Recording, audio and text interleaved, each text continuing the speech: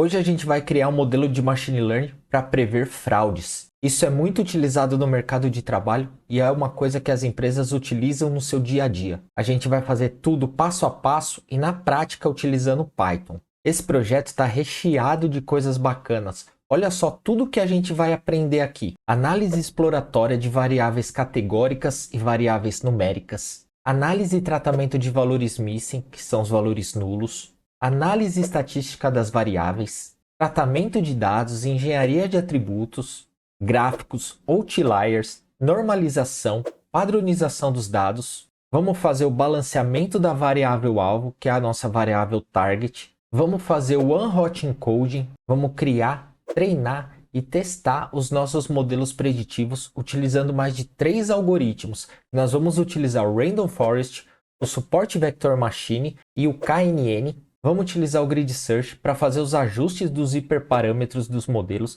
deixando isso de forma automática, e a gente vai ter mais 500 treinamentos desses modelos. A gente vai também analisar o peso de cada variável nesses modelos, analisando qual foi a melhor métrica para a gente definir qual seria o modelo ideal para a gente utilizar no nosso Machine Learning de prevenção de fraudes. E agora vamos começar e vamos colocar a mão na massa. Então, vem comigo!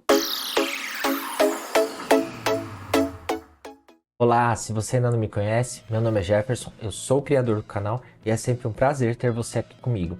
Bora lá então colocar a mão na massa e começar a criar esse nosso modelo de Machine Learning que está fantástico. Aqui eu coloquei uma breve descrição de tudo que eu já expliquei para vocês anteriormente, todas as etapas que a gente vai fazer. A gente vai fazer todas as etapas para a construção desse modelo. A primeira coisa que a gente vai fazer é a gente importar os pacotes, as bibliotecas que nós iremos utilizar aqui no decorrer do trabalho.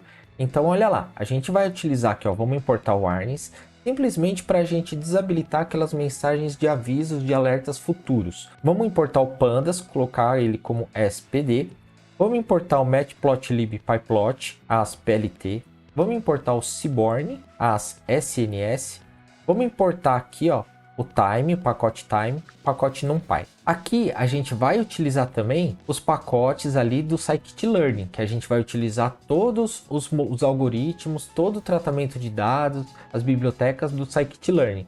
Então a gente vai colocar aqui do scikit-learn, vamos colocar um ensemble, que é o que? É o Random Forest classificador. Vamos importar o SVM, vamos importar aqui o KNN. Vamos importar aqui o Grid Search CV, vamos importar o Train Test Split, o Label Encoder, o Undersampling e o Oversampling. Vamos importar aqui o pacote Smooth ou Smooth, o Min-Max Scaler, o Standard Scaler, o R2 Score.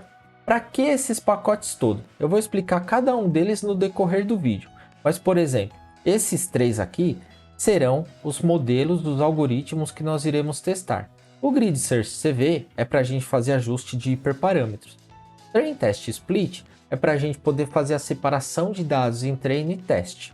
O Label Encoder é onde a gente vai utilizar para fazer o one-hot encoding. O Oversampling aqui, o Smooth, é para a gente fazer o balanceamento da nossa variável alvo. O Min-Max Scaler e o Standard Scaler é para a gente fazer normalização e padronização. O R2 Score é para a gente medir a acurácia, a performance do nosso modelo. Eu vou estar detalhando isso tudo no decorrer do vídeo. Aqui a mensagem que a gente vai retirar de Warning Filter Warnings, ignore, para a gente ignorar mensagens de alerta futuros. Aqui esse PD, Set Option, Display.maxColumns e Display.maxRows é para quando a gente tiver um data frame com muitas colunas e muitas linhas, aparecer aquela barra de rolagem e não cortar ali na tela do nosso Jupyter Notebook.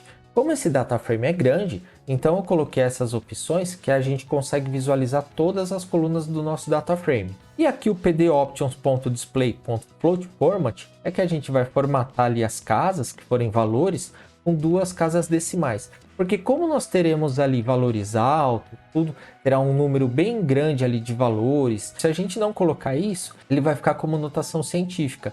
Então a gente colocando esse comando aqui, ele simplesmente vai lá, formata o valor certinho e não transforma em notação científica. Então vamos lá, vamos carregar os nossos pacotes aqui, prontinho, pacotes carregados. Agora nós iremos fazer a importação dos dados. Aqui observe que tem 2 linhas comentadas. O que é isso aqui? Eu vou deixar para vocês todo esse material na descrição do vídeo para vocês fazerem o download, assim como eu sempre deixo em todos os vídeos. Só que é muito importante você acompanhar comigo toda a explicação, não só baixar o código e sair executando, porque eu vou te explicar tudo em detalhes. E isso pode ser usado e pode ser replicado para diversas situações. Vários tratamentos de dados que a gente vai fazer aqui, engenharia de atributos, análises exploratórias e muito mais, todo passo a passo pode ser utilizado para você criar um modelo de machine learning para qualquer objetivo.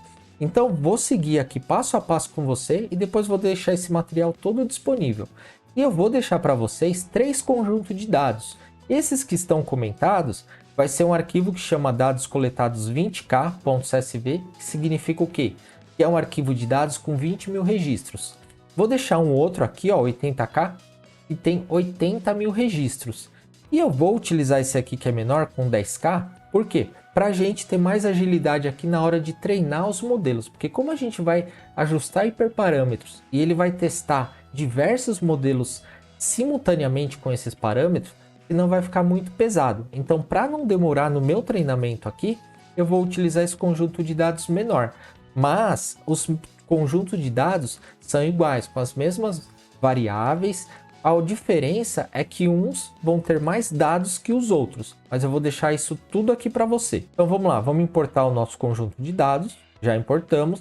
Agora vamos começar a ter uma visão geral de como estão esses conjuntos de dados. Aqui a gente vai colocar aqui, ó, o nosso df original.shape, lembrando que o df original é simplesmente o nosso data frame aqui que a gente fez a importação aqui do nosso arquivo. Então, o nosso conjunto de dados, o nosso data frame, ele tem 9.517 linhas, 9.517 observações e 24 variáveis, ou seja, 24 colunas. Aqui, se a gente der um head no nosso data frame original, a gente começa a observar aqui todas as variáveis que nós temos. Tá vendo? Lembra esse comando que eu coloquei aqui, ó?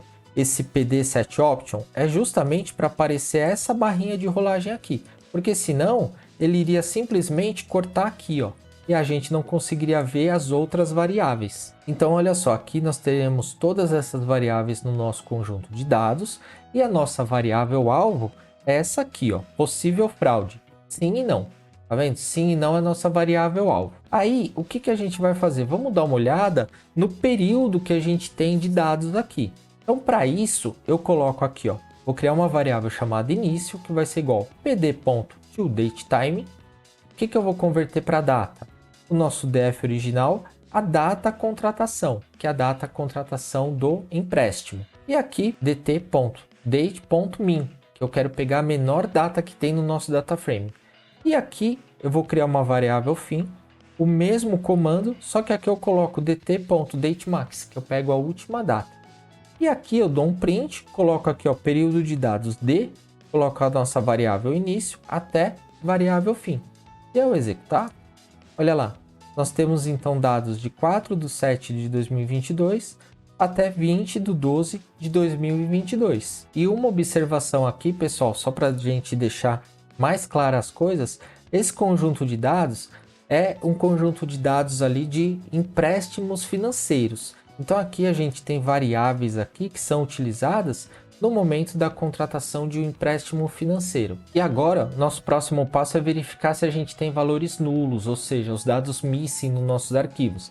Já sabemos, eu já expliquei aqui em diversos vídeos, e quando a gente começa a criar e treinar nossos modelos, não pode ter nenhum dado nulo no nosso conjunto de dados, senão dá erro. Isso a gente tem que tratar. Então primeiro vamos avaliar se tem algum dado missing aqui. Olha lá, aqui a gente coloca o nosso df original, .isNull, que é para verificar se tem algum valor nulo, .sum. Quando a gente executar esse comando, ele vai ver todas as variáveis e vai contar quantos valores nulos temos em cada variáveis. Aqui pode observar, todas estão com zero, ou seja, que não tem valor nulo, exceto essas duas variáveis, escolaridade e QT dias de atraso, que seria a quantidade de dias que a parcela do empréstimo está em atraso. Então nós temos essas duas variáveis com valores nulos, nós iremos tratar isso mais adiante. Aqui vamos dar uma olhada então nos tipos de variáveis do nosso arquivo. Como que a gente faz isso? Coloca aqui o df original.info. Esse verbose igual a true é simplesmente para ele já exibir isso tudo numa parte só e não colocar a barra de rolagem. Se a gente não colocar o verbose igual a true, ele pode ali, devido ao tamanho da célula, colocar uma barrinha de rolagem. Então por isso, para melhorar a visualização. Então aqui a gente já consegue ver 9.517 entradas, que ele mostra aqui que seriam nossas observações, que nós já vimos isso. Aqui ele coloca aqui o índice de cada coluna, lembrando que no Python o índice começa em 0. Então nós temos 24 variáveis, só que é de 0 até 23, porque o índice começa em 0. E aqui nós temos as colunas ali, as variáveis do nosso data frame e o tipo delas. Então a gente tem variáveis do tipo inteiro e do tipo objeto. Lembrando que o tipo objeto é um tipo string, um tipo categórico. Agora o nosso próximo passo é a gente visualizar os valores únicos de cada variável. Como que a gente faz isso? A gente cria uma lista vazia aqui chamada valores únicos, tá vendo? Valores únicos igual a abre e fecha colchetes é porque é uma lista vazia. E aqui a gente vai fazer um for. Como que a gente faz esse for? A gente faz aqui, ó, for i in df original, que é o nosso data frame original, ponto columns. Então eu quero pegar, fazer um for em todas as colunas. Quais colunas? Da coluna 0 até a coluna 24. Aí você pode me perguntar, ah, mas aqui não tá, ó, 23. Por que que eu coloco 24? Porque é importante a gente reforçar e lembrar também que no Python o índice ele é exclusivo. O que isso significa? Se a gente coloca aqui até o 23, ele vai fazer todo o for, quando chegar no 23 ele vai parar. Quando chegar no índice 23, na coluna 23, ele para. A gente tem que colocar 24, porque como é exclusivo, então ele vai fazer aqui, ó, ele vai passar do 23, aí quando ele for começar o 24 ele para. E aí significa o quê? Que a gente pegou também a 23. Se a gente colocar aqui até 23, ele vai pegar somente até a coluna 22, porque o índice é exclusivo. E a gente coloca isso e transforma aqui, ó, toList, para transformar isso numa lista, ou seja, essas colunas transformar em uma lista. Aí a gente vai simplesmente exibir ali o i, que é o que? A coluna que ele está passando no momento. Vamos colocar os 2 pontos ali e vamos contar. Vamos contar ali, ó, o nosso def original. O i vai ser a coluna que ele vai contar. Vamos converter aqui, ó, essa exibição, essa coluna para o tipo str, as type str, ponto value counts, para contar o valor que tem em cada coluna. E aí em seguida a gente coloca a nossa lista vazia, que é valores únicos, ponto append. O append é para ele inserir um registro nessa lista vazia, e aí a gente coloca o mesmo comando que colocamos aqui em cima, ou seja, a coluna e a quantidade que tem ali de informação nessa coluna. E olha lá, se a gente executar isso aqui, olha aqui que ele vai fazer, ele vai contar cada coluna e vai nos mostrar os valores distintos de cada coluna, ou seja, os valores, quanto que eles têm de valores ali diferentes. Então pode observar que a coluna contrato tem 9.517 valores distintos. Significa o quê? Que essa coluna contrato, ela é um número mesmo que não se repete. Por quê? É o contrato ali de cada cliente. Inclusive depois nós iremos até retirar essa variável que nós não iremos utilizá-la na criação do modelo. Mas isso veremos mais adiante. E aí a gente tem idade, sexo, ó, a gente tem 2 tipos aqui, provavelmente é masculino e feminino. Valor renda, o F cliente, tá vendo? 27. Provavelmente a gente tem clientes de todos os estados. Percentual de juros, tem 21 tipos ali de percentuais de juros diferentes. E assim por diante. E tudo isso que a gente exibiu, a gente também salvou nessa variável aqui, nessa lista que são aqui, ó, de valores únicos. Agora a gente pode ver aqui algumas medidas estatísticas.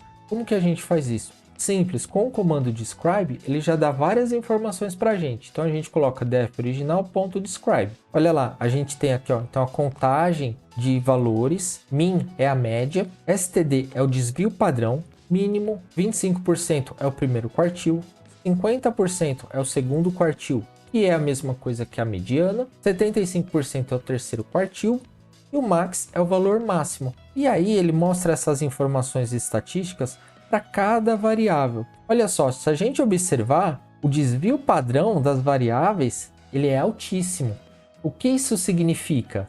E as variáveis, é imprescindível aqui a gente fazer uma normalização ou uma padronização dos dados.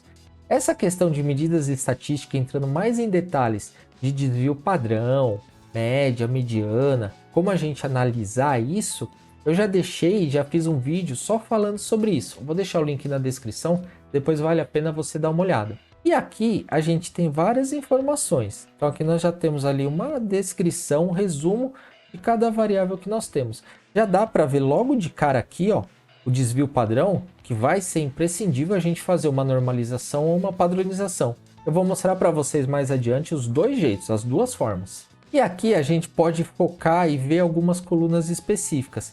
O que a gente faz aqui? A gente pode avaliar o maior e o menor valor da variável renda. Apesar de ter informação aqui, o valor mínimo e o valor máximo da variável renda, a gente pode observar também listando dessa forma, que a gente coloca um print, maior renda, vírgula, DF original, o nome da nossa coluna, valor renda, ponto max e ponto min. Se a gente executar, a gente vai ter o valor mínimo de renda, o menor valor de renda e o maior valor de renda que tem em nosso data frame. É uma outra forma que eu estou mostrando para vocês, vários comandos para você ir aprendendo mais coisas, mais comandos. Isso vai ser muito útil para você. Aqui a mesma coisa, nós vamos fazer a mesma coisa, só que com a variável QT dias atraso, max e min. Vamos executar aqui, ó. Então a gente tem a maior quantidade de dias em atraso, são 435 dias. E a menor, 11 dias. Vamos fazer também com a variável prazo restante, ou seja, o prazo restante ali daquele empréstimo, daquele financiamento. Olha lá, ponto max, a gente vai colocar aqui o mesmo comando, tá vendo? O mesmo comando e você muda só o nome da variável, da coluna. Nesse caso aqui, vamos fazer para o prazo restante, vamos executar e a gente vai ter aqui, ó, prazo restante. Nós temos ali o maior, são 227 meses, e o menor, 0. 0 por quê? Porque provavelmente já encerrou aquele prazo. E ainda existe clientes inadimplentes. Agora a gente vai utilizar esse comando aqui, group by, para a gente fazer o quê? Um agrupamento ali dos valores, para a gente ver a quantidade de cada valor que tem ali separado por grupos ali dentro daquela coluna, dentro de cada uma dessas colunas. Para o Python é super simples fazer isso aqui. A gente coloca o nome do nosso data frame, que é o df original, ponto, group by. Aí entre parênteses e entre colchetes, a gente vai colocar o nome da coluna que a gente quer fazer esse agrupamento. E aí a gente coloca aqui ponto size, abre e fecha o parênteses, tem que abrir e fechar o parênteses, tá? Senão vai dar erro. Abre e fecha o parênteses e aí a gente executa. Olha a informação agrupada que a gente tem. É um outro insight também que a gente faz na nossa etapa de análise exploratória para a gente avaliar os nossos dados. Isso também pode ser insight para você fornecer para o seu cliente, para a sua área de negócio, para o seu gerente, seu chefe, ou seja, para quem você está fazendo esse trabalho. QT dias em atraso. Como que a gente interpreta isso? Significa que com 11 dias de atraso, eu tenho 532 clientes. Contratos naquela situação, ou registros, né, do data frame. Mas aqui, como no caso, cada registro no data frame é um contrato de um cliente, então a gente pode chamar aqui de cliente. Dias em atraso. Com 41 dias em atraso, nós temos 255 clientes. Com 71 dias em atraso, nós temos 190 clientes. E assim consecutivamente. Olha só, no maior prazo aqui, ó, que são 435 dias de atraso, nós temos 2 clientes apenas. Então isso acaba sendo um insight muito interessante. E isso nós podemos fazer para todas as variáveis ali que forem numéricas. Olha só, vamos olhar também o prazo do empréstimo. Funciona da mesma forma, tá? A gente interpreta como, olha, o prazo do empréstimo ali, ó, prazo de 15 meses, nós temos 4 clientes. Prazo de 18 meses, 4 clientes. Por exemplo, um prazo ali de empréstimo de 120 meses, nós temos 102 clientes que fizeram empréstimos de prazo de 120 meses. E assim consecutivamente. A interpretação é bem simples. Vamos olhar também a variável prazo restante, para a gente ver. É a mesma interpretação e o mesmo comando, só muda o nome da coluna, tá bom? Aqui, vamos olhar aqui a variável sexo. Olha lá, nós temos sexo feminino e masculino, ou seja, nós temos 3.811 clientes que são do sexo feminino e 5.706 clientes que são do sexo masculino. O F ali de clientes, a gente vai conseguir ver quantos clientes tem por estado. Olha lá, da mesma coisa, tá vendo em cada estado quantos clientes que eu tenho ali no meu data frame separado por estado. Isso a gente vai ver também em gráficos, tá? Eu vou mostrar para vocês em gráfico. A idade dos clientes. Aqui, quando a gente está fazendo esse trabalho de análise exploratória, a gente vai observando já e a gente já consegue pegar algumas coisas. Você já consegue pegar alguma coisa aqui meio discrepante?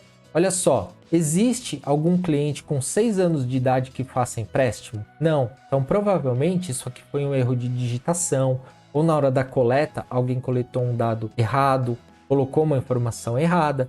Isso é comum acontecer no dia a dia no mercado de trabalho. Isso, a gente como um cientista de dados, como um analista de dados, a gente tem que estar focado e prestando atenção para a gente se ligar, falar, opa, o que é isso aqui? É um outlier? Concordo que isso aqui é um valor bem discrepante? Isso vai ser um outlier.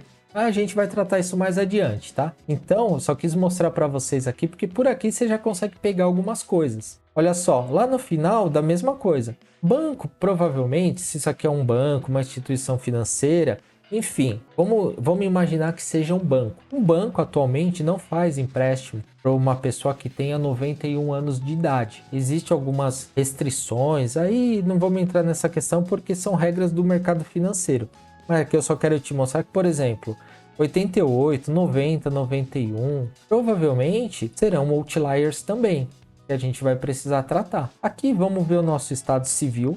A gente tem na coluna de estado civil todas essas categorias aqui e quantos clientes se enquadram em cada uma delas, em cada um desse estado civil. A mesma coisa com escolaridade. Olha só que interessante, essa coluna possui patrimônio. Na coluna possui patrimônio, a gente vai observar que 9.452 está declarado lá que não tem nenhum patrimônio e apenas 65 declarado que tem algum patrimônio.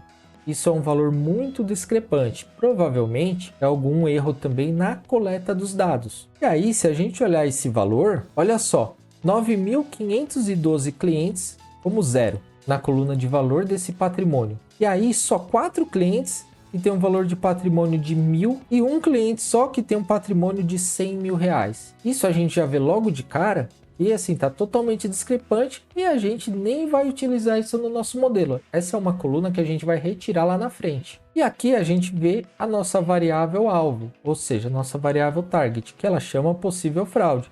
Se a gente fizer uma contagem, possível fraude não, nós temos 5.035 e sim como 4.482. Isso aqui lá na frente também, na etapa de tratamento dos dados, nós vamos balancear essa variável alvo. Eu já expliquei tudo a questão do balanceamento e eu vou reforçar depois com vocês mais adiante. E agora aqui a gente vai começar a tratar esses dados que nós analisamos ali, que a gente precisa fazer alguns ajustes. E se você estiver gostando, aperta o like aí, porque dessa forma eu vou saber que você está gostando e eu posso ir trazendo mais conteúdos desse tipo para você. E agora, quais são os tipos ali de tratamento que a gente vai fazer? Nós vamos tratar aqui as variáveis de várias formas. Então, olha só, primeira coisa, a gente vai ajustar o estado civil. O que a gente vai fazer? A gente observou na nossa análise que a gente tem lá estado civil que chama nenhum. Esse estado civil, a gente vai transformar ele para estado civil outro, ou seja, todo mundo que for nenhum, a gente vai colocar outro. E como que a gente faz isso? A gente coloca a coluna ali, ó, DF original, entre colchetes, o nome da coluna, que é a coluna estado civil. Ela vai receber o que? O igual, que ela vai estar recebendo um valor. O que ela vai receber? Nós vamos pegar de novo essa coluna, que é o DF original, estado civil, ponto replace. Para quê? Para substituir o valor. Então, ponto replace, onde tiver nenhum, a gente vai colocar aqui nenhum, vírgula, outro. Então, tudo que tiver nenhum nessa coluna estado civil, a gente vai transformar e vai deixar como outro. E aí, aqui é o mesmo comando. Então, tudo que tiver união estável, a gente vai transformar a informação para casado ou casada. Dessa forma, a gente vai diminuir ali a quantidade de informações que a gente tem ali diversa na nossa coluna. Para quê? Porque lá adiante a gente vai fazer o One-Hot Encode. Vou te explicar também em detalhes o que é esse One-Hot Encode. E aqui, por final, a gente vai exibir de novo as informações, que a gente vai colocar o mesmo comando que colocamos anteriormente. def original.groupby estado civil.size. Quando a gente executar, olha lá, ele já transformou E agora nós temos 1, 2, 3, 4, 5. Ao invés de ter 7 informações que a gente tinha lá, porque a gente também tinha nenhum e tinha união estável.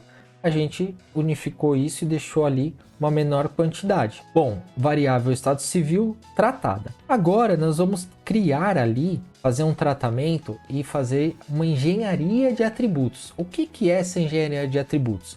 É a gente criar atributos novos, criar colunas novas a partir de informações que nós já temos no nosso data frame. Isso é muito importante porque a gente enriquece o nosso conjunto de dados e a gente pode ter ali as informações melhores distribuídas. Por exemplo, a gente vai trabalhar aqui, ó, e vai criar uma coluna chamada faixa etária. A gente não tem a idade? Se a gente olhar aqui, quando a gente observou a nossa variável idade, olha o tanto de informação que a gente tem. Inclusive, a gente tem aqui até os outliers, tá vendo? E aqui nesse caso 6 é um outlier, 17 pode ser um outlier. E aqui 91, 90, 88, isso acaba sendo um outlier, porque olha a quantidade que tem também aqui, ó, pouquíssimos casos. Então, a gente, nesse tratamento que a gente vai fazer de faixa etária, criando uma coluna chamada faixa etária, a gente vai criar faixas de idade e com isso a gente vai resolver já o nosso problema de outlier. Viu que bacana que é? Então olha lá, como que a gente faz isso? É um comando simples também. A gente vai utilizar o PD cut, ou seja, é o método cut, ele é do pandas. Aqui o PD, lembrando que é o nosso pandas que a gente colocou esse alias de PD.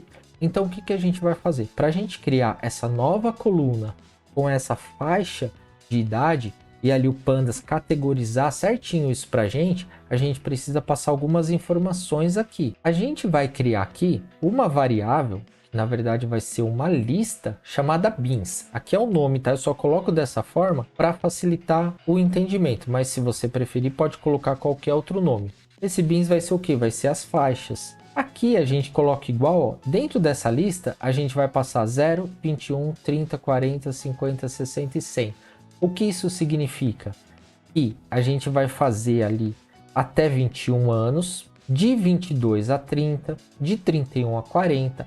O pandas ele já interpreta aqui, ó, que eu quero separar os dados ali, os números que tem na nossa variável idade, ele vai fazer uma separação do que está de 0 até 21. Depois aqui ele vai começar do 22 até o 30 e assim por diante.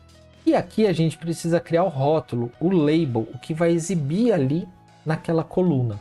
Por exemplo, a gente vai colocar aqui, ó, label igual, vai ser outra lista e a gente vai colocar o nome que vai ser exibido, tá vendo? Então aqui, ó, de 0 até 21 vai ser até 21 anos. Aí aqui, ó, de 22 a 30 anos. Como ele vai estar na mesma ordem, tá vendo? Ele vai estar na mesma ordem. Então é esse para esse, esse para esse, esse para esse. Vai ficar numa ordem certinha. Quando a gente executar agora aqui o comando cut, ele vai ver e vai fazer aqui, ó, essas faixas de idade, atrelando a esses rótulos aqui, a essas informações, e vai criar uma coluna ali que vai ser chamada de faixa etária, que a gente vai fazer como? Vamos colocar aqui o DF original, faixa etária. Esse vai ser o nome da nova coluna. Ela está recebendo o que? Vai ser igual o que? O pd.cut. E nesse pd.cut, nesse método, a gente vai passar o que?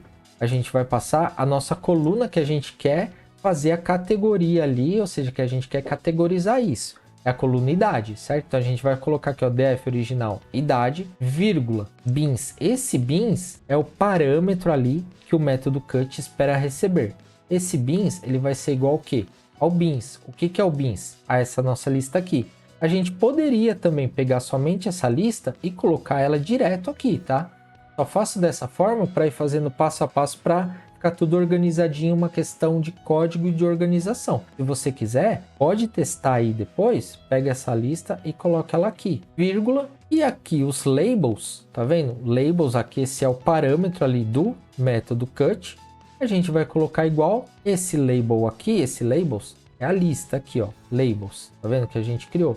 Poderia chamar rótulo, poderia chamar nomenclatura, ou você poderia colocar tudo isso direto aqui, ó, copiar tudo isso e colocar aqui, também daria. E aí, feito isso, a gente cria a coluna, o método cut vai lá, vai separar, vai categorizar, e aqui a gente pode colocar o df original.groupby faixa etária.size, para a gente ver a nossa coluna.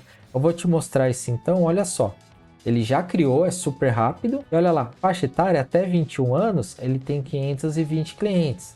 De 22 a 30, ele tem 2.346. De 31 a 40, 2.835. Não precisa ser exatamente essa faixa ali de categorias. Você pode também fazer separando, por exemplo, até 30 anos, de 30 a 50 e acima de 50. Pode criar só 3, 4 ou 2. Eu criei dessa forma porque a gente vai criar aqui, depois vai passar isso no nosso modelo de Machine Learning, vai avaliar como isso está sendo, como é o peso dessa variável, tudo isso. Aí, ó, para você entender melhor, olha só como ficou o nosso data frame com a nova coluna. Se a gente der um def original aqui, .head, ele vai incluir isso lá no final, uma nova coluna, ó.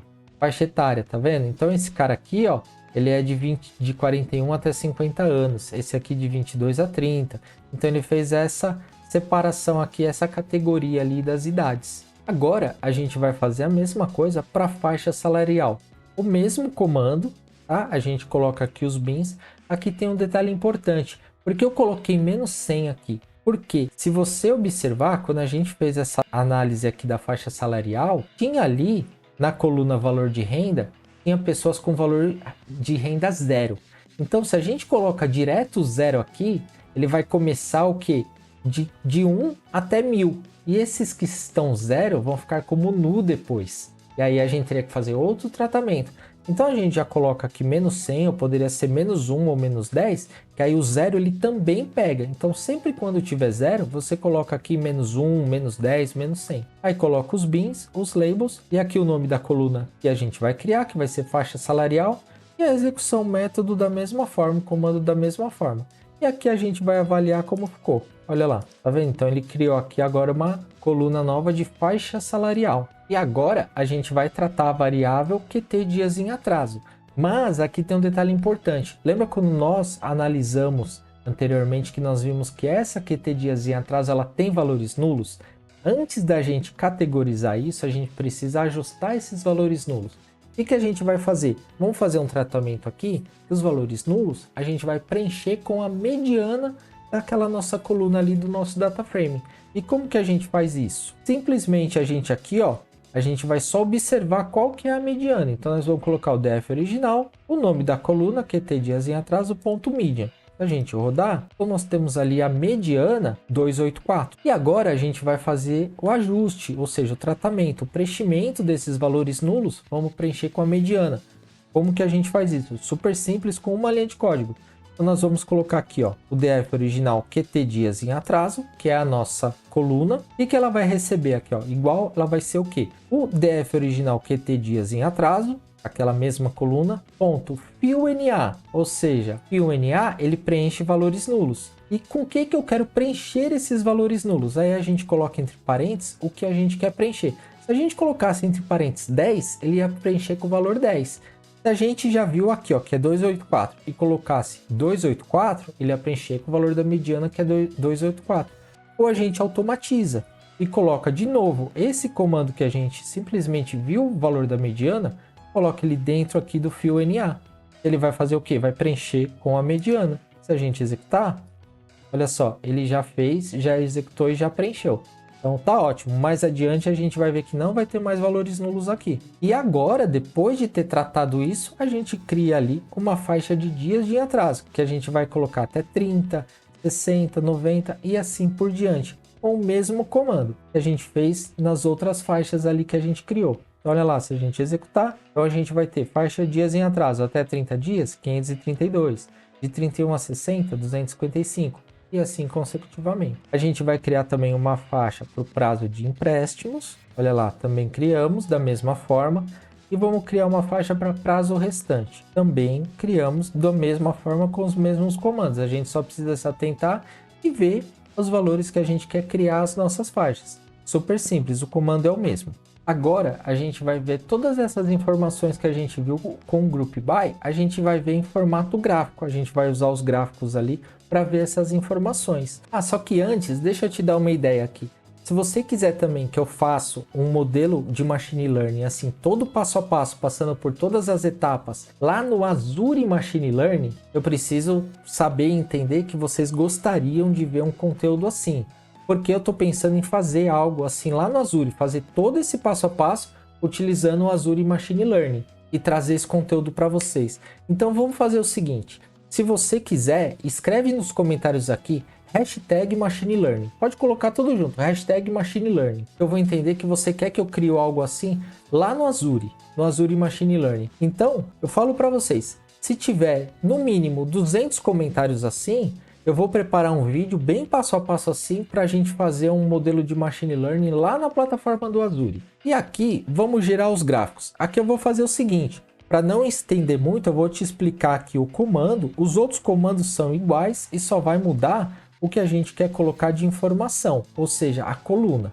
Olha lá, a gente coloca o nome do nosso data frame, df original, ponto. Sexo é o que? É o nome da coluna, que é sexo. Ponto value counts, que ele vai contar o que? Ele vai contar os registros, cada registro que ele tem na coluna sexo. E aí a gente coloca já ponto plot, entre parênteses, a gente coloca kind, é um tipo do gráfico, a gente vai colocar bar, o title aqui, igual sexo, que é o título do gráfico, e a cor a gente coloca duas cores aqui hexadecimal, uma para cada barra.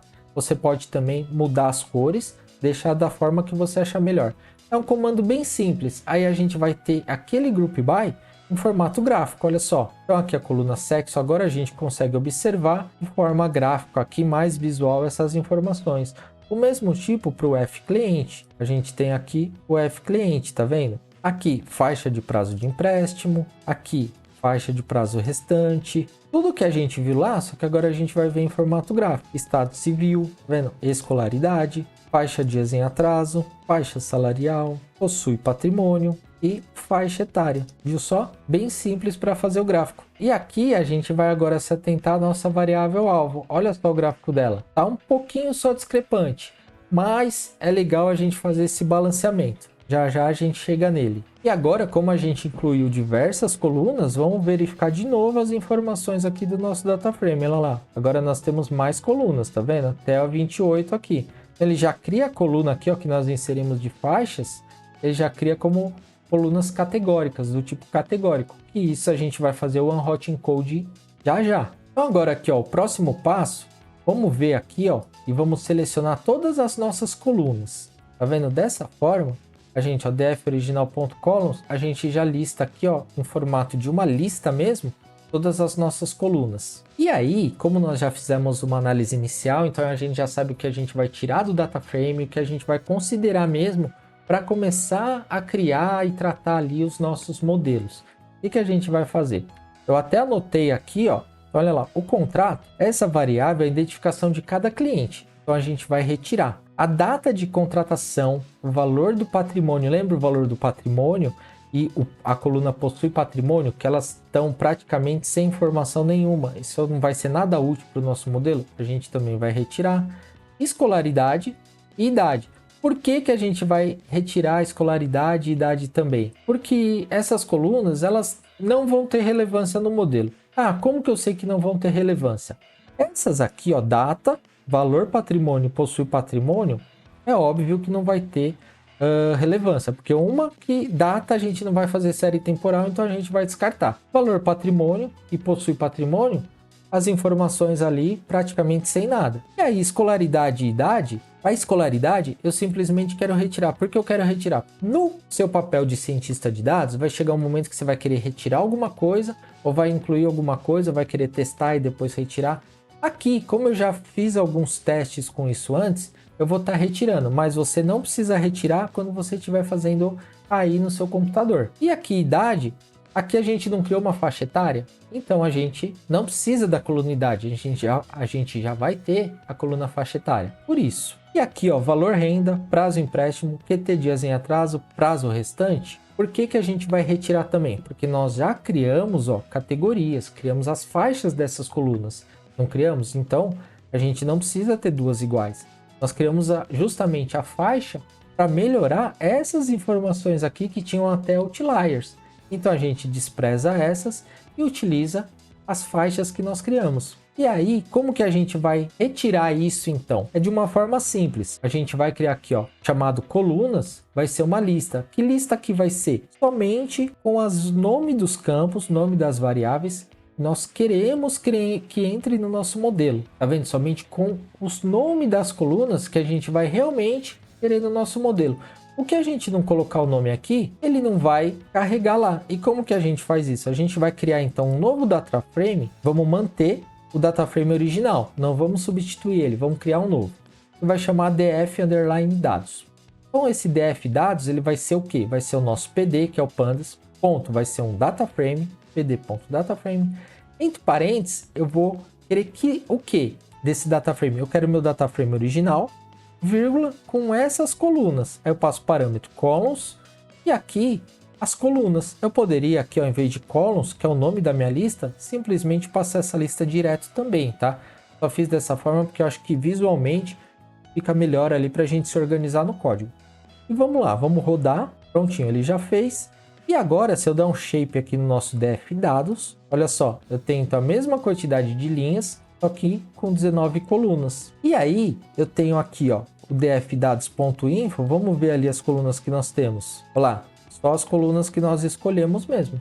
Tá vendo só? E aí, agora a gente verifica nesse df dados se tem algum valor nulo. Assim como a gente fez lá no df original. Pronto, aqui já está resolvido, ó, nenhum valor nulo. E agora a gente vai explorar um pouquinho as variáveis categóricas. Vai fazer o quê? Vai ver como cada variável categórica está relacionado ali com a nossa variável target, que é o que? Tem uma fraude, se é uma possível fraude ou não. E a gente vai fazer isso também de forma visual para facilitar mais a nossa análise. Só que antes da gente partir para essa parte, se você não tiver inscrito, se inscreve aqui no canal, porque toda semana eu trago conteúdos novos, tudo bem passo a passo, detalhado, na prática, te disponibilizo todo esse material e eu creio que isso vai te ajudar bastante. Então se inscreve aqui, ativa os sininhos das notificações para você sempre ficar por dentro dos novos vídeos. E bora então fazer aqui agora a nossa análise exploratória nas variáveis categóricas. Olha só, essa linha de código aqui, simplesmente eu estou pegando que é o nosso PLT, que é o nosso Matplotlib, e vou colocar aqui ó, rcparams. O que é isso? Entre colchetes eu coloco figure.figsize, é o tamanho que vai aparecer o gráfico. Simplesmente isso. Coloco aqui um tamanho de 10 de largura por 4 de altura. E aqui eu coloco figure.autolayout igual a true, que ele já vai montar automaticamente o layout. Aqui eu só vou executar, pronto. Então eu já formatei para o meu tamanho dos gráficos. E agora eu crio os gráficos comparando ele com a variável target. Eu vou te explicar aqui essa linha aqui. Os outros a gente vai executar porque a mesma coisa, só vai mudar o nome da coluna. Então, o que a gente vai fazer? Aqui a gente vai usar o Seaborn. Lembra que a gente importou lá no início o Seaborn as SNS? A gente coloca sns.countplot. Aí dentro do countplot a gente coloca o que? Esse data aqui é um parâmetro do countplot, tá? Então o data vai receber o que? O df original. Aqui a gente vai olhar para o df original. Aí você pode olhar para o df original ou você pode olhar para o df dados. Então agora aqui nós vamos mudar para o df dados, que é o nosso novo data frame. O df dados, que vai ser o que? O X, o eixo X horizontal, vai ser a nossa coluna UF cliente, vírgula. O RUI é o que? Com o que ele vai comparar a nossa possível fraude, que é o campo possível fraude. E aqui embaixo plt.show. Se a gente executar, olha só a quantidade ali que nós temos, tá vendo? E aí como que a gente interpreta isso? Para cada estado, ó, observa que aqui a gente tem a quantidade ali que no caso de clientes, vamos pegar esse aqui, ó, estado de São Paulo. Então nós temos aqui ó, cerca de 1.400 clientes que não são fraude e cerca ali de 1.050 mais ou menos, que é o laranjinha aqui, ó, que são fraudes. E isso a gente interpreta assim para cada estado. Viu só que legal? Agora vamos fazer com as outras variáveis. A variável sexo, vamos mudar aqui e vamos pedir para olhar no nosso df dados. Olha só, da mesma forma aqui, que a gente vai interpretar. Aqui vamos mudar também para o nosso data frame dados. Vamos olhar a faixa etária, que é a coluna que nós criamos. Olha só, a faixa etária aqui também. A gente consegue observar ó, que de 31 a 40 anos é ali onde a gente tem mais clientes com empréstimos e também o maior volume ali ó, de casos que possam ser uma possível fraude. E a gente vai olhar também aqui no nosso df dados por faixa salarial. tá vendo? Por faixa salarial. Vamos olhar também por estado civil. Olha só, olhando por estado civil, olha o solteiro aqui, ó, como é bem maior que os outros, né? Isso é tudo um indício ali que a gente está avaliando nossos dados. Aqui vamos olhar a faixa de dias de atraso. A gente vai ter também as faixas de dias em atraso. Olha aqui, ó, de atraso de 241 até 360 dias. Olha só, bem mais que os outros, né? A gente também vai olhar aqui, ó, por faixa de prazo de empréstimo. Aqui tá meio só esse aqui que foge um pouco do padrão ali, né? Esses daqui estão praticamente iguais ali. E aqui vamos olhar também a faixa de prazo restante. Viu só? Dessa forma a gente consegue também olhar cada variável ali, cada categoria, de acordo ali com a nossa variável alvo. E se a gente der um describe de novo nos dados, a gente pode observar, ó, tá vendo? Todas as informações ali. Lembrando, o describe ele não vai mostrar as variáveis categóricas, ele só mostra a variável aqui numérica, tá? E aqui, ó, a gente continua, né? Porque a gente ainda não tratou, a gente tem um alto desvio padrão aqui nas variáveis. E aqui, agora a gente vai ver a quantidade de valores únicos no nosso novo data frame, no DF dados. Então, olha lá, se a gente executar, o comando é o mesmo que nós fizemos anteriormente, que eu já expliquei no detalhe para vocês, tá? A única coisa é que a gente mudou o nome aqui do conjunto de dados e colocou aqui, ó, o índice do 0 ao 19. Então, olha lá, a gente tem aqui o sexo, clientes, tá? Da mesma forma que a gente analisou isso no DF original, agora a gente tem no nosso DF dados. E aqui a gente vai agora entrar nas variáveis numéricas. Nós vamos analisar agora nossas variáveis numéricas. Como que a gente vai fazer aqui? Primeira coisa, a gente vai carregar ali uma lista, vai criar uma lista e vai carregar com todas as variáveis que são numéricas. Como que a gente vai fazer isso? A gente vai colocar aqui, ó, variáveis numéricas igual uma lista vazia. Até aqui tranquilo. Aí a gente vai fazer o for i in.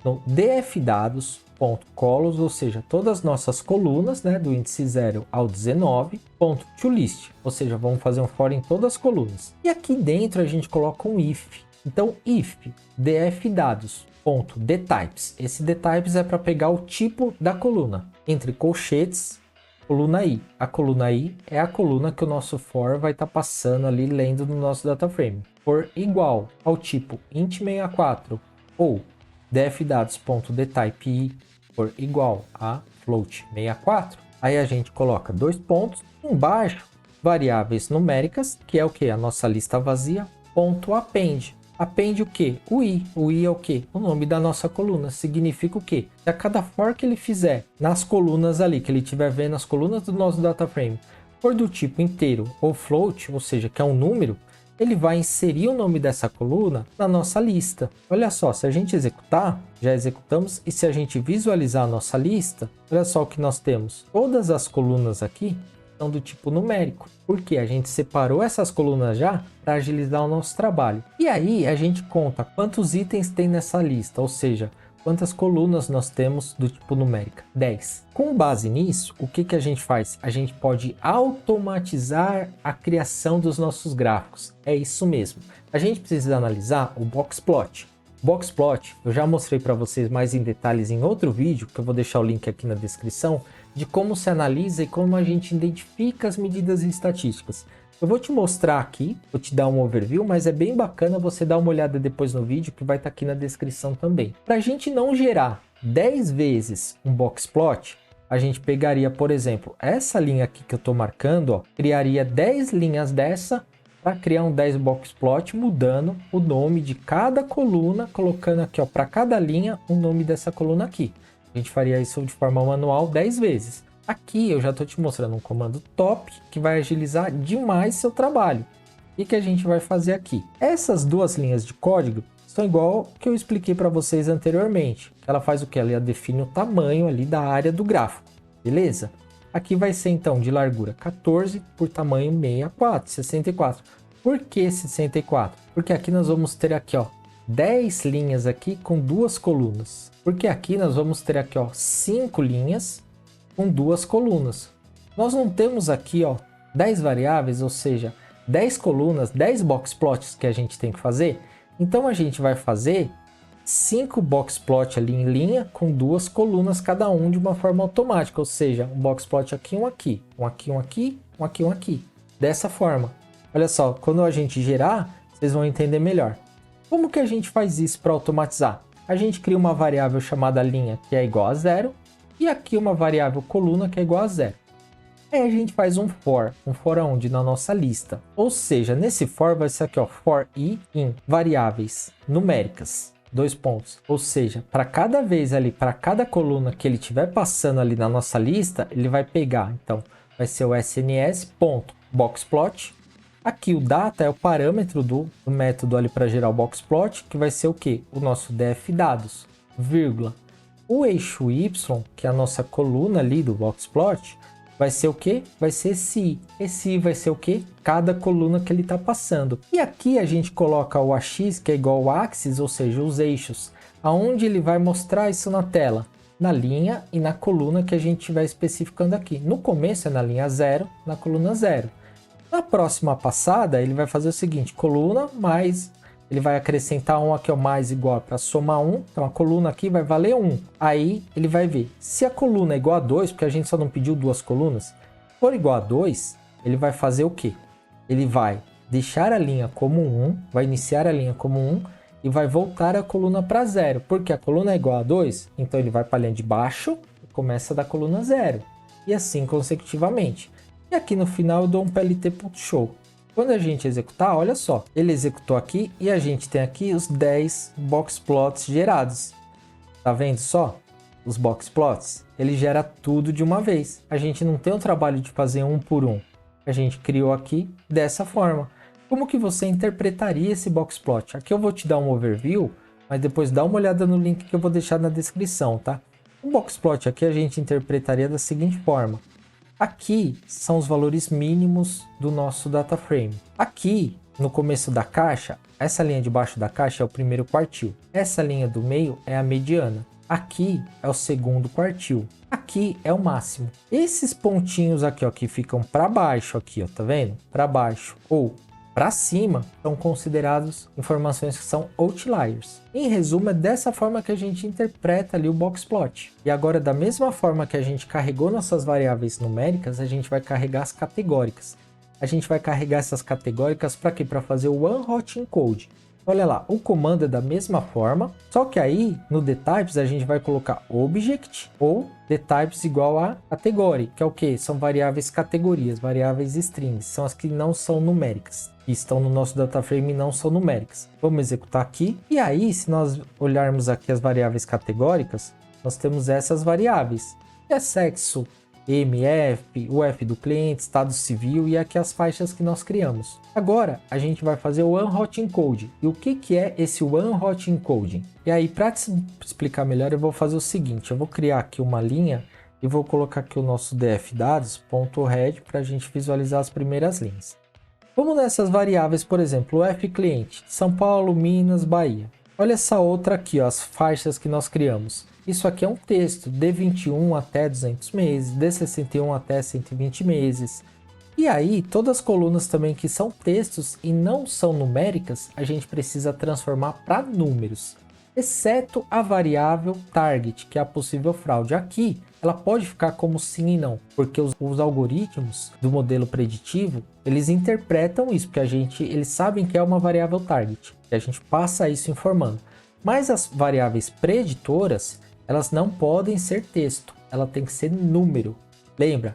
Algoritmo de machine learning é com base em matemática e estatística. Matemática tem letra. Tirando equações matemáticas, contas, a gente faz com letras, com palavras? Não, a gente faz com números. Então a gente precisa transformar o que é texto em número. E o one hot encoding nada mais é do que transformar o texto em número. Por exemplo, o sexo, a gente tem masculino e feminino.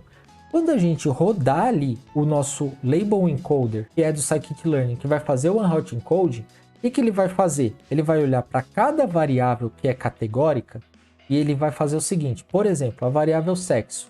Tudo que for M, ele vai colocar 0 e tudo que for F, ele vai colocar 1. A variável o F cliente, que a gente tem 27. Ele vai fazer o seguinte, tudo que for São Paulo, no nosso data frame inteiro ele coloca 1. Tudo que for Minas, no nosso data frame ele coloca 2. Tudo que for Bahia ele coloca 3. E assim por diante, e assim com todas as colunas que forem categóricas. Então o one hot encoding, a gente vai transformar isso o que é letra, vamos transformar isso para número. E ele já vai também mudar o tipo da variável. E aí é o que? O que acontece? O nosso modelo de machine learning, na hora que for criar e treinar o algoritmo, vai entender e conseguir fazer as equações perfeitamente. Ele só vai olhar para números. Dito isso, agora eu vou te explicar o comando e a gente vai rodar aqui rapidinho para fazer isso. Olha lá. LB vai ser o quê? Vai ser o nosso label encoder. Esse label encoder nós importamos lá no início. E aí nós vamos fazer for var. Poderia ser for i? Poderia. For var in, variáveis categóricas, ou seja, aqui é a nossa lista com essas variáveis. Então, cada vez que ele passar por cada coluna dessa, ele vai fazer o seguinte, o df var, que é a coluna que ele está passando, ele já vai estar transformando ali no nosso df dados, aquela coluna, que vai ser igual o lb, que é esse cara aqui, lb, ponto, fit transform, é o método já do label encoder. E aí, o que eu vou transformar? O df dados var, que é a variável que ele está passando. Então, ele vai fazer isso para cada variável. Olha só, vamos executar. Vamos ver se não ficou valores nulos. Olha lá, nenhum valor nulo. Perfeito. Agora, vamos visualizar de novo o nosso data frame. Olha só, tá vendo? Entendeu aqui, ó? Não fica mais claro de entender? Entendeu agora o que é o OneHot Encode? O que esse label encoder fez no nosso conjunto de dados? Olha só, aqui a gente tinha o sexo como M. Olha o F cliente. SP, Minas, Bahia, Minas. Olha só, ó, 10 é Minas, ó, 10, 10, 10, olha só, 10, 10, 10, Minas, Minas, Minas, tá vendo? Minas, Minas, Minas. Ele transformou tudo para números, olha lá as nossas faixas, tudo convertido para número, viu só? E aí, se a gente olhar agora o nosso tipo das nossas variáveis, olha só, o que a gente tem? Tudo número, ou seja, só a nossa variável alvo, agora ela é do tipo objeto, que ela é uma string, que aí não tem problema. Os outros são todas variáveis agora numéricas. Então até aqui já está perfeito ali para a gente ir evoluindo com o nosso modelo. A gente só precisa fazer mais uma coisinha antes, que é o que? Na verdade, são duas. A gente precisa balancear a variável alvo e depois a gente precisa fazer a normalização e a padronização. Então aqui, só para a gente visualizar de novo, vamos olhar aqui a discrepância da nossa variável target. Tá vendo? 5.000 como não, 4.400 como sim. E aí, aqui nós vamos então separar ali as preditoras da target e aqui nós vamos balancear. Então, olha só, eu vou te explicar tudo bem passo a passo, fica tranquilo. Aqui, ó, preditoras, nós vamos criar aqui, ó, preditoras vai ser o que? O df.ilock, aqui a gente vai fazer um slice, que vamos separar as nossas variáveis preditoras da variável target. Slice, não vou me adentrar aqui como funciona, porque tem vídeo aqui no canal, vou deixar o link na descrição. E aí, a gente executando isso, então nós temos aqui, ó, as variáveis preditoras, tá vendo que são todas aquelas preditoras, e aqui a nossa variável target. Ela é o sim ou não. Agora, a gente precisa fazer o que? Balancear a nossa variável target. Por que a gente precisa balancear?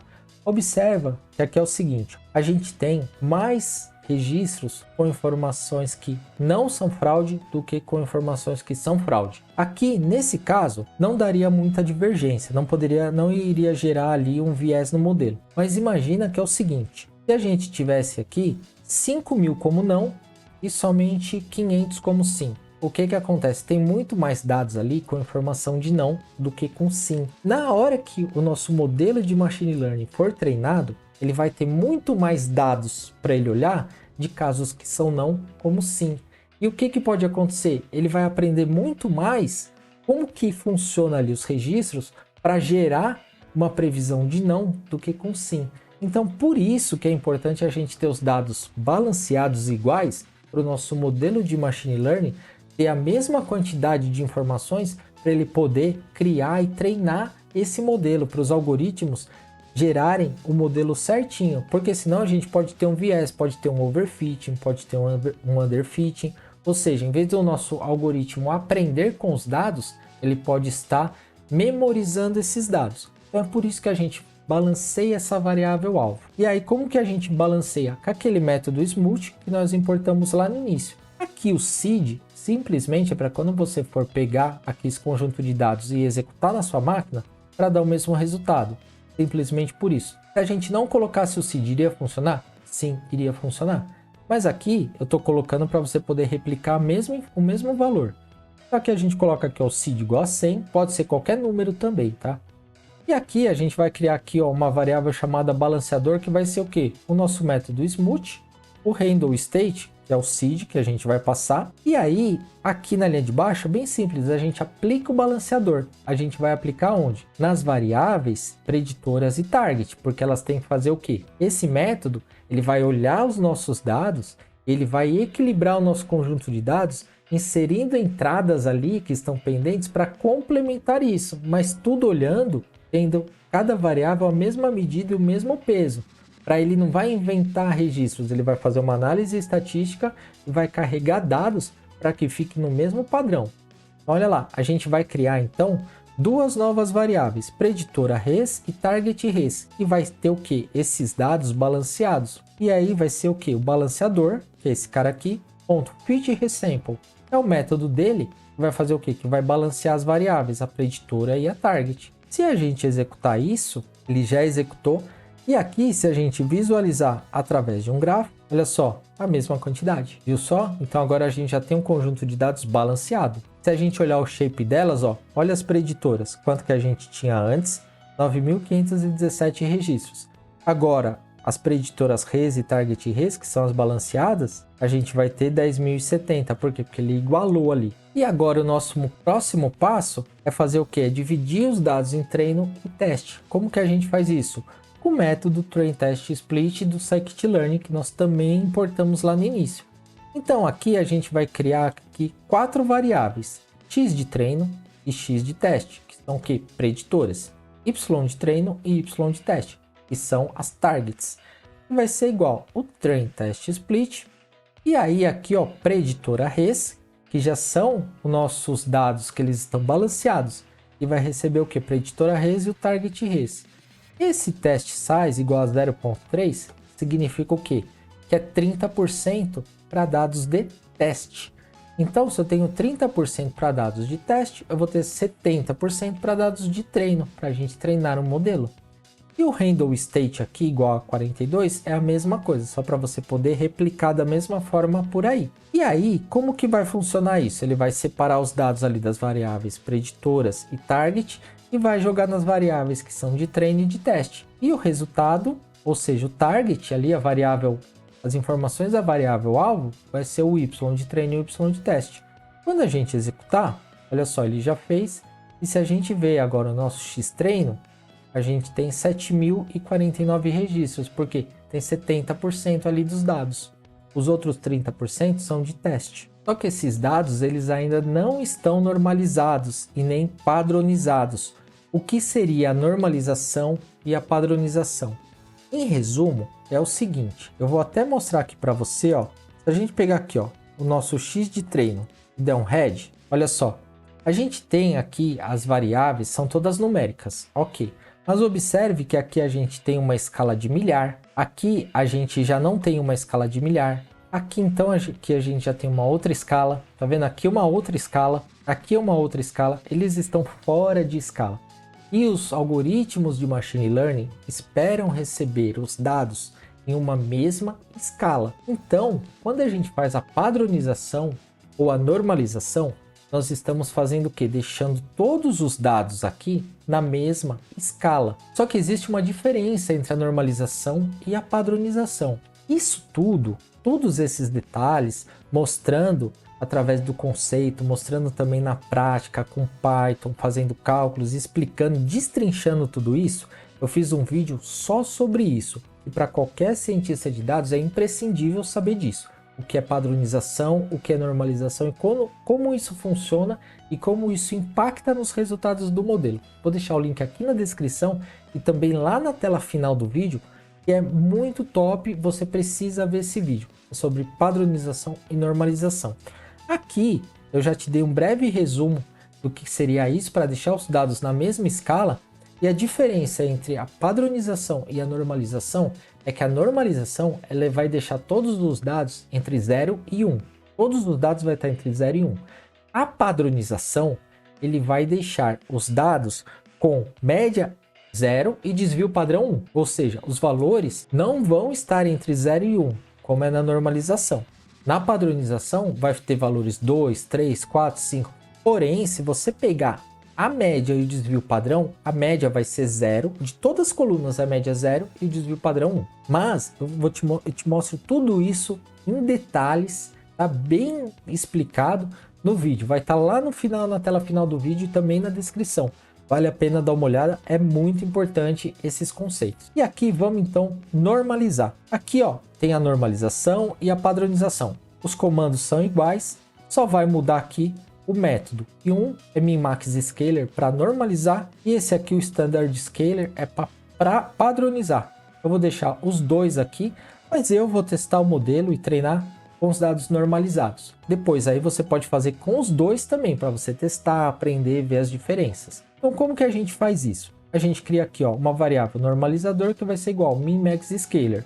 Beleza. Aqui a gente vai colocar x-treino normalizados, que é o que? São nossos dados x-treino normalizados, que vai ser igual normalizador.fitTransform. O normalizador, que é esse cara aqui que a gente criou, .fitTransform, que é o método dele, e o que a gente vai transformar? As nossas preditoras, que é o x de treino. E aqui o x-test normalizados, que a gente vai fazer o que? Normalizador.transform x de teste. Não precisa normalizar nem padronizar a variável padrão? Não precisa. Só as preditoras. Aí, vamos executar. Ele já fez. Se a gente olhar aqui o shape desse nosso registro, tá a mesma coisa. E se a gente agora visualizar esses dados, repara, a gente não consegue mais dar um head nele, ele vai dar erro. Por que ele deu um erro? Porque ele não é um array do NumPy. A partir do momento que a gente normaliza ou padroniza, ele já transforma o nosso conjunto de dados num array. Olha só. Então agora a gente tem os dados, pode ver, a gente não vai ter nada inferior a 0 e nem superior a 1. E eles estão na mesma escala, o que significa a mesma quantidade de casas decimais, todos os dados e todas as colunas. E é dessa forma que todos os algoritmos de Machine Learning, se você olhar nas documentações dos algoritmos, ele espera receber. É dessa forma aqui, os dados normalizados ou padronizados. Aqui eu vou executar rapidinho a padronização para você ver a diferença. Ó. Os dados padronizados, olha lá, tá vendo? Ele ficou na mesma escala, só que aqui ó, ele está inferior a 0, ele está superior a 1, mas se você tirar a média e o desvio padrão, vai ser 0 e 1. E agora chegou a hora da gente criar, treinar e avaliar os nossos modelos de Machine Learning. Ou seja, aqui a gente vai treinar diversos modelos, mexer nos hiperparâmetros, fazer isso tudo de forma automática. Então vamos começar. O que a gente vai fazer inicialmente? Aqui, o primeiro treinamento que a gente vai fazer é com o Randall Forest. O que a gente vai fazer? Vamos criar aqui o construtor. A gente importou então o Randall Forest Classifier. E aqui a gente vai colocar Randall Forest, que vai ser igual ao que? O Randall Forest Classifier. Aqui a gente executa, ele já criou o construtor do modelo. Aqui a gente pode ver os parâmetros default que ele tem. Se a gente colocar aqui o randallforest.getParams, a gente vai ver aqui cada parâmetro dele. Para que serve cada parâmetro, como que funciona, eu já expliquei isso também num outro vídeo. Vou deixar também indicado lá na tela final, para depois vocês darem uma olhada. Isso é importante saber para você saber o que você está ajustando nos parâmetros. E isso, dependendo do que você coloca, a acurácia pode melhorar ou pode piorar. Então olha só, aqui agora a gente vai criar um grid para fazer esses parâmetros, esses ajustes de hiperparâmetros de forma automática. O grid search ele faz o quê? A gente consegue definir aqui ó, cada variável que vai receber cada parâmetro que a gente quer. Aqui são os parâmetros, então a gente vai fazer esses ajustes de hiperparâmetros no NEstimators, que é a quantidade de árvores, o MaxDef, critério, se é Gini, entropia, Max Futures, Min Sample Split, Min Sample Leaf. E aí a gente vai passar os valores para essas variáveis. Então aqui vai ser um array que vai ser com 100, com 200 e com 300. Aqui vai ser um array também que vai ser 10 e 20. Aqui um array e assim por diante. São todos os parâmetros. Isso tem também tudo na documentação do Scikit-Learn. Depois eu deixo o link também para vocês na descrição do vídeo. E aí a gente consegue fazer todos esses ajustes. Aí a gente vai criar aqui um grid passando essas variáveis que contêm esses valores. O que a gente faz então? A gente vai criar um dicionário chamado GridParams. Por que um dicionário? O método GridSearchCV espera receber um dicionário de entrada com esses parâmetros. Então aqui a gente coloca dict de dicionário e vamos colocar aqui ó, o NEstimator vai ser igual à nossa variável NEstimators. O maxDef igual a nossa variável maxDef, que tem esses valores, e assim por diante. Poderia passar os valores direto aqui? Poderia também. Então aqui a gente já tem o nosso grid ali com todos os parâmetros. Aí a gente cria então o nosso modelo com os hiperparâmetros. O que a gente faz? A gente coloca aqui ó, o Random Forest, que é o nosso construtor ali, o nosso Random Forest Classifier. A gente coloca o método Grid Search CV que nós importamos também. Entre parênteses, nós vamos colocar de novo ali o nosso Random Forest, vírgula, o grid parâmetros, que tem todos esses parâmetros aqui, vírgula, o CV é um cross validation, que é uma validação cruzada. No momento que ele estiver treinando os modelos, ele vai pegando amostras e vai vendo como que fica melhor, como que cada amostra se comporta com um determinado parâmetro, para depois ele exibir para a gente qual é o melhor. Esse njobs igual a 8 é o que? É o número de processos paralelos que ele vai fazer isso, ou seja, são as threads que vai abrir no processador para fazer o que? Esse treinamento usando a capacidade máxima do processador, utilizando um processamento paralelo. No meu caso, a minha máquina é um Core i7, então ela tem 8 cores de processamento. Se a sua for um Core i5, você coloca aqui 6. Se for, por exemplo, um Core i3, você coloca aqui 4.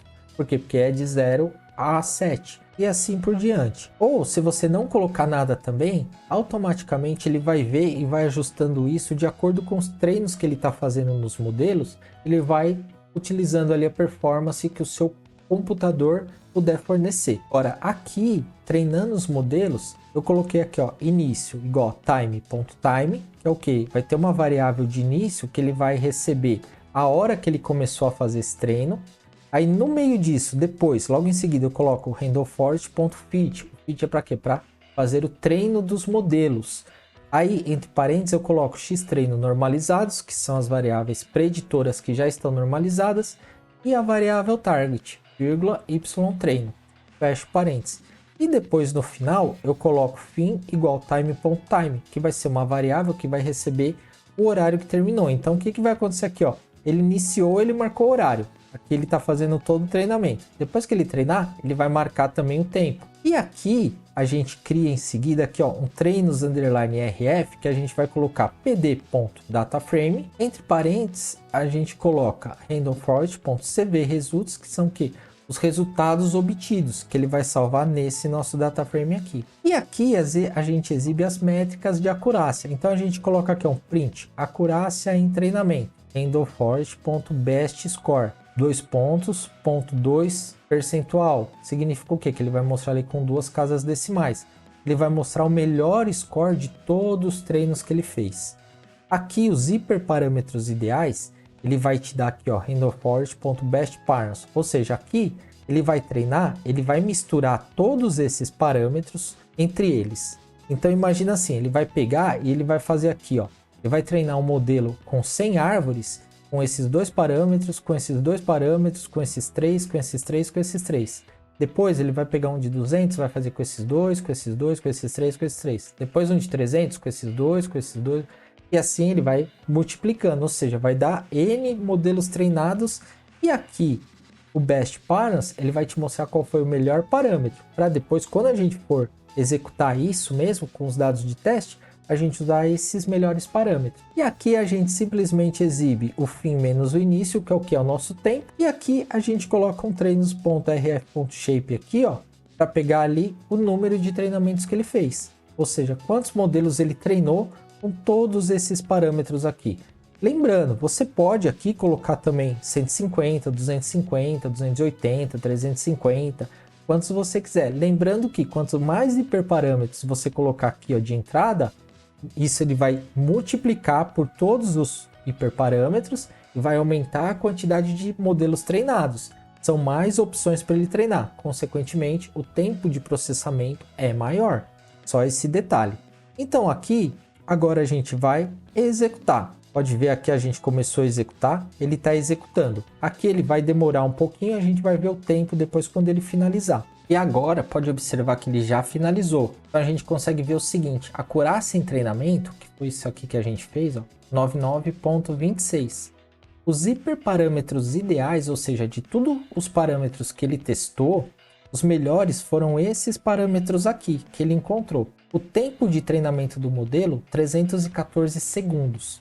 e o número que ele treinou, ou seja, misturando todos os hiperparâmetros e fazendo diversos testes, ele treinou 324 modelos para ele encontrar essa melhor acurácia com esses melhores parâmetros. Aí o que a gente faz? Vendo aqui os parâmetros, que a gente já sabe que são os melhores, a gente muda aqui, ó, e coloca o seguinte, N-Estimators 100. Então a gente vai mudar e vai colocar 100. Critério de entropia. O MaxDef, ele encontrou o melhor parâmetro foi 20. Aqui, o MaxFilters, a gente coloca log 2. O Min Sample Sleeve, a gente coloca 1. E o Min Sample Split, a gente vai colocar 1 também. E o NJobs, a gente pode deixar 8 para ir mais rápido. E aí a gente faz o que? A gente então está definindo, criando um novo classificador, que é o CLF, que vai ser o Random Forest Classifier, com esses melhores parâmetros aqui. E aqui a gente coloca o CLF.fit, entre parênteses, x treino normalizados, y treino. Ele vai treinar. Então olha lá, a gente já vai treinar com os melhores hiperparâmetros. Agora foi rápido, viu? Só porque a gente treinou um modelo só, com os parâmetros que a gente já sabe que são os parâmetros ideais. E aqui a gente pode ver as variáveis mais importantes, ou seja, quais têm mais pesos para esse modelo. Aqui o comando é aquele mesmo comando que eu já expliquei para a gente definir o tamanho do gráfico. O que a gente vai fazer? Vamos criar aqui uma variável chamada Importances, que são as variáveis mais importantes. Aqui é o nome de variável, pode ser qualquer nome. Aqui a gente vai colocar pd.series e vai passar aqui o parâmetro de data, que vai ser o quê? O CLF, que é o nosso modelo aqui, .futures importances, que é um método dele que ele coleta essas variáveis mais importantes. Aqui a gente coloca o index preditoras.columns, que é para pegar só o nome das colunas. Aqui, de novo, a gente vai colocar aqui, ó, importances igual importances.sortValues ascendente igual a false. Ou seja, se a gente colocasse ascendente igual a true, seria em ordem crescente. Ascendente igual a false é em ordem decrescente. E aqui, um bar plot para a gente plotar essas variáveis, que vai ser o quê? O SNS, que é o nosso Seaborn, ponto bar plot, x igual a importances, que vai ser o eixo x, e o y vai ser o index, o nome das variáveis. Orientação horizontal, das barras vão ser horizontal, ponto set title, que é o título, igual a importância de cada variável. E plt.show para exibir tudo isso. Olha lá. Então as variáveis mais importantes para o nosso modelo foram essas com seus respectivos pesos. Tá vendo só? E aí a gente pode ver isso também em formato de número. Como que a gente faz? Somente pegar ali, ó, que a gente já criou anteriormente, que é a nossa variável importance.sortValues ascende igual a false, que ela tem esses números ali. Olha só, aqui a gente tem um percentual. Pode ver que essas variáveis aqui a gente poderia até descartar depois para treinar os outros modelos. Aqui eu vou manter, mas depois, se você quiser, pode fazer data frame todo de novo e tirar essas variáveis aqui. É isso que o cientista de dados faz, vai analisando tudo isso, passando por todas essas etapas. E aqui a gente simula como se fosse passar os dados no nosso modelo. Aí a gente pega aquele nosso X treino normalizado do Y treino para ver os score. E aqui a gente faz com os de teste. Olha lá, o de teste sempre vai dar um pouquinho abaixo, mas a diferença é pequena, significa que não tem o overfitting, que os dados estão ali, o treino e o teste está bem semelhante ali à proximidade da acurácia dele. Ou seja, esse nosso modelo aqui ele tem 98% de acurácia. E aí, para finalizar, para a gente depois ter as métricas dos outros modelos para comparar, a gente vai pegar e vai jogar, então vai criar um dicionário aqui chamado modelo RF de Random Forest. A gente vai colocar aqui, ó, um dicionário que vai ser aqui, ó, melhores hiperparâmetros. Vamos colocar o randomforest.batchparams, a quantidade de modelos treinados e o melhor score. E vamos salvar isso aqui, ó, num dicionário. Se a gente simplesmente vir aqui e olhar esse nosso dicionário, a gente já deixou salvo essas métricas lá. Então a gente já tem isso guardado. Porque agora nós vamos criar com os outros modelos. O SVM, que é o Support Vector Machine, e com o KNN. Vamos fazer a mesma coisa que nós fizemos, os ajustes dos hiperparâmetros, o Grid Search, para depois comparar os três. Então olha só, o procedimento aqui é a mesma coisa, só que só muda o modelo, igual eu expliquei do Random Forest. Os parâmetros da mesma forma, tá vendo? Esses daqui eu deixei comentado, é justamente para agilizar um pouco, para não ter muito hiperparâmetro, mas quando você for executar aí, pode tirar esse comentário e pode executar. Aqui da mesma forma que a gente fez, Vamos colocar para executar e vamos deixar ele treinando então agora com o suporte Vector Machine. Agora que ele já finalizou o treino aqui com o SVM, e se a gente olhar, a acurácia em treinamento dele 98,92 com esses hiperparâmetros, com esse tempo de treinamento, e aqui ele treinou 192 modelos. Agora, da mesma forma, a gente joga tudo isso num dicionário que vai chamar modelo SVM. Pronto, já salvamos aqui no nosso dicionário. E agora a gente vai fazer com o nosso terceiro algoritmo, o KNN. Então, é tudo da mesma forma, tá vendo? A gente vai passar aqui ó, os hiperparâmetros, tudo. E vamos gerar aqui o nosso classificador. Aqui é só para a gente olhar os parâmetros que são originais dele por padrão. Se você não passar nenhum parâmetro, não ajustar nenhum hiperparâmetro, ele vai considerar esses, que são os parâmetros ali default dele. E aqui a gente faz da mesma forma. Então vamos colocar para executar. Agora ele também já fez com o KNN, exibiu para a gente as melhores métricas, a melhor acurácia, também treinou 120 modelos, ou seja, somando os três a gente tem mais de 500 modelos treinados. Se a gente aumentar os parâmetros, os hiperparâmetros, a gente consegue treinar 1.000, 2.000 modelos. Eu já fiz um vídeo também, deixo aqui na descrição para vocês, onde eu treinei mais de 5.000 modelos, tudo dessa forma com hiperparâmetros. Aqui da mesma forma a gente gera um dicionário do KNN e agora nós temos os nossos 3 dicionários com os melhores parâmetros, acurácia dos 3 modelos com os 3 algoritmos que nós fizemos, correto? O que a gente faz agora? Agora a gente vai exibir para avaliar qual que foi o melhor. Então agora aqui a gente vai criar um data frame chamado resumo. Esse resumo vai ser o quê? PD, que vai ser um data frame. E o que esse data frame vai ser? Ele vai ser aqui, ó, os nossos 3 dicionários. Então a gente vai pegar, vai criar aqui, ó, entre o parênteses, vai criar um dicionário. E a chave do primeiro vai ser o que? O Random Forest. Vai chamar Random Forest a coluna. Ele vai ser o que? O pd.series, entre parênteses, o modelo RF.